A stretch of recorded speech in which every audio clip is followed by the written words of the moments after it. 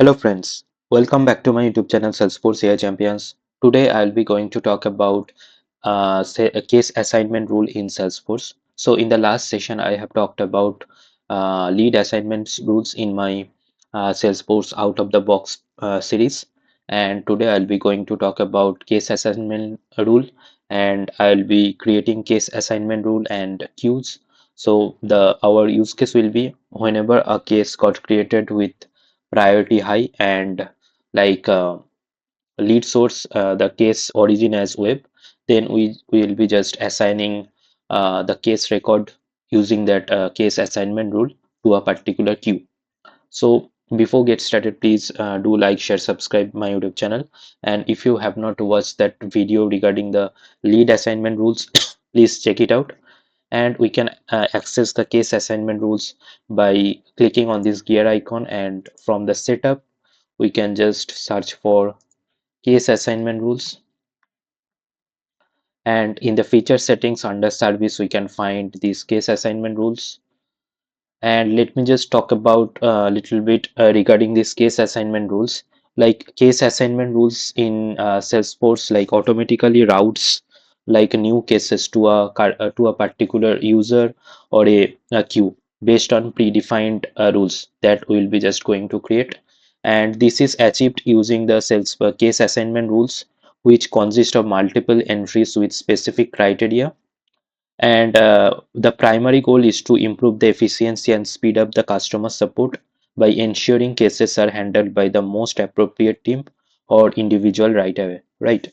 So let me just create a new case assignment rule. So I'll be just click on this new, and I'll be just providing the rule name as case assignment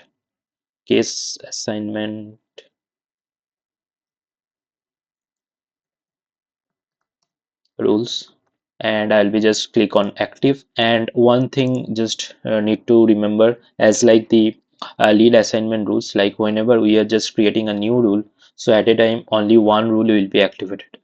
So whenever I am just creating and activated a new rule, so we can see that the standard out of the box rule got deactivated automatically. And now on clicking on this case assignment rule, I can just click on these rule entries and just create different conditions, and we can just specify case fields, and based on that we can just based on the values of the case, the case is going to be created. We can just enter those conditions, and we can just, as like those lead assignment rules, we can just assign that case record to a particular user, or we can just choose the queue. So we'll be just utilizing the queue feature. So let me just create the queue record uh, before entering those conditions. So from the quick find, I'll be just search for queues. So queues are nothing but the like you can just treat these queues like a container. So it can contain multiple records, like multiple case record, lead records. Like for lead assignment rule, I created this queue. So it on the supported objects we have selected like lead object. So for today's demo, I'll be selecting the case object, since we'll be just assigning the newly created case record to this queue. So I'll be just providing the queue name like um, high priority high priority case queue, and I'll be just selecting the object case. Let me just search this one, and we can find this available object case.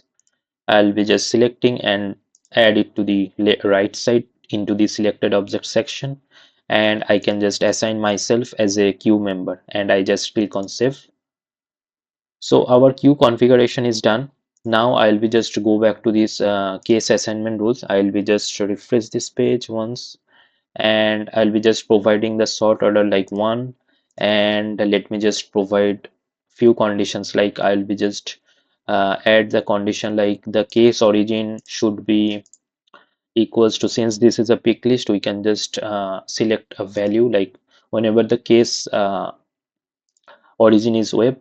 And I'll be just want to add another condition like whenever the case priority is equals to high, again this is pick list, that's why we can just select a value from here, and we can see that this and condition is selected. If we just want to customize our requirements or conditions, we can just uh, we can utilize this formula to evaluate to true option. For the time being, I am just selecting this option like criteria met, and it's on the end condition. And in the selection for the user and queue, I'll be just choosing the queue, and I'll be just search for my queue like high priority case queue. So, and optionally we can just select predefined case teams. So there are like case teams we can just add. For the timing I'm not selecting that one. So after selecting the queue we are good to go, and I'll be just save, and our case assignment rules got created. And there are two conditions, like whenever the case origin is web and whenever the case priority is high, and both the condition are met, then only it will be assigned to high priority case queue, right? So let me just create a new case record, and let me just navigate to this case list views, and I'll be just click on this new button, and I'll be let me just provide the priority as high, and let me just choose a product, and let me just choose the origin as web, and let me just provide the subject like uh, items missing in the product package. Let me just copy this subject line. So so there are like option like as like that real lead assignment rule, there is also a checkbox for case as well, like assign using active assignment rule. If we just check this checkbox to true, then only these case assignment rules that will be evaluated. And if we just not select this to true, so no case assignment rules will be executed. And for the timing I am not selecting that one, and I am just showing like it will not be assigned to a queue, instead it will be assigned to the user. So let me just save the record, and we can see that the case owner is my name.